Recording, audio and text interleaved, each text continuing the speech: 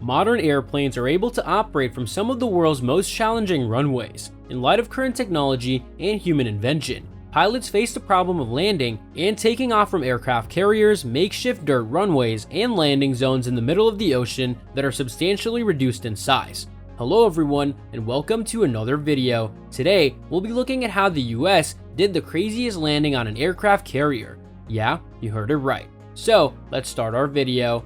Aircraft carriers are essentially floating airfields that frequently serve as the flagship of a naval fleet.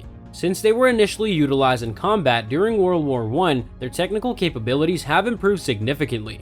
They're responsible for the launch, landing, and equipping of military planes and helicopters with dozens of sophisticated aircraft on board.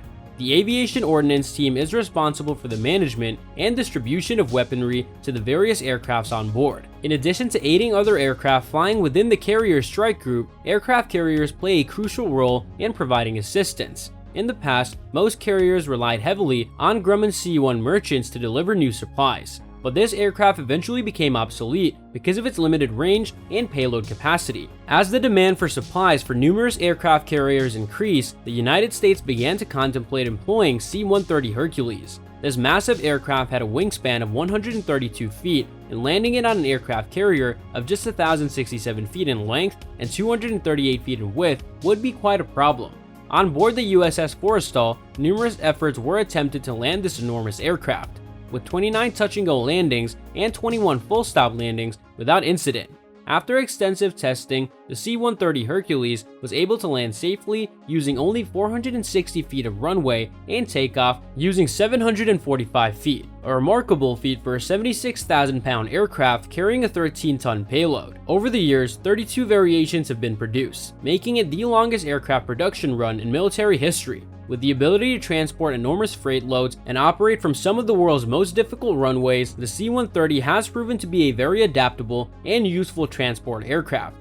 Several variants of the C-130 are outfitted with weapons. With speeds of up to 320 knots, these worker gunships such as the AC-130U and AC-130H are ideal for transporting paratroopers and other equipment. The US Navy had a lot of success landing the C-130 on the water, but not always with other aircraft. The U-2 Dragon Lady spy plane, which debuted in 1957 with a wingspan of more than 100 feet and two wheels aligned in a bicycle configuration, was one such aircraft that proved impossible to land. Landing a spy plane on foreign grounds presents numerous diplomatic challenges. Therefore, the optimal solution was for it to land and take off from the US aircraft carriers. It was quite easy to take off, but landing proved to be tough.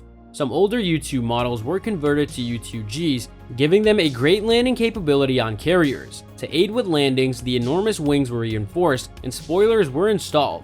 The fuselage is equipped with a tailhook for the landing gear to attach to, and the landing gear itself is significantly reinforced. Even for experienced pilots, the U-2 was a challenging aircraft to fly due to its cumbersome wings. Pilots fearlessly attempted landings on an aircraft carrier in 1964, despite the difficulty of keeping the wings straight during the landing. The airplane bounced along the wing until it came to rest while the wing was tilted to one side.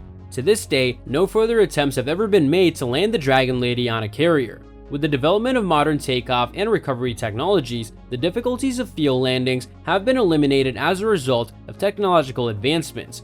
14 navies around the world operate an assortment of aircraft carriers with diverse capabilities. There are three primary methods for aircraft carriers to launch their aircraft: the cow bar, the catapult assisted takeoff barrier arrested recovery, the steel bar, the short takeoff barrier arrested recovery, and the STOVL, short takeoff and vertical landing. The United States Navy maintains 11 nuclear powered cow bar equipped aircraft carriers. The Gerald R. Ford class can transport around 75 aircraft and 4,500 crew members on a single ship.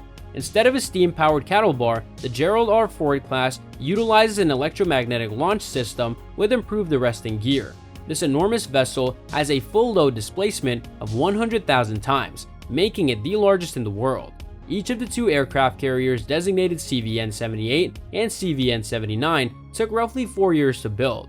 Gerald R. Ford was initially launched in 2013, followed by John F. Kennedy 6 years later in 2019. These are technological advancements over their predecessor, the Nimitz class, as its nuclear reactor provides 250% greater electrical power. The Nimitz class, named for Admiral Chester W. Nimitz, has a total load displacement of 97,000 tons, making it the second largest aircraft carrier in the world behind the Gerald R. Ford class. Since 1975, the United States Navy has operated 10 of these Nimitz-class aircraft carriers. The flight deck is approximately 4.5 acres in size and is equipped with a steam-powered cattle bar system. About 30 aircraft are housed in the hangars below the flight deck, which is home to approximately 60 aircrafts. The ship's top speed of 30 knots is accomplished by 2 nuclear reactors driving 4 propeller shafts.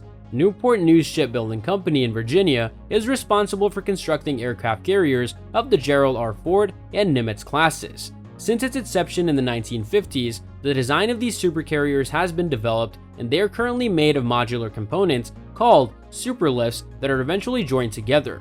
Each of the approximately 200 components weighs between 80 and 900 tons before being welded into place. The next component to be installed is the massive 575-ton island, the command center for all flight deck operations. And that's all for today's video. What are your thoughts on this? Let me know in the comments section down below. I hope that you found this video interesting, and if you want to see more videos like this, please consider subscribing to my channel. See you in the following video with some more of the latest updates, and until then, stay tuned.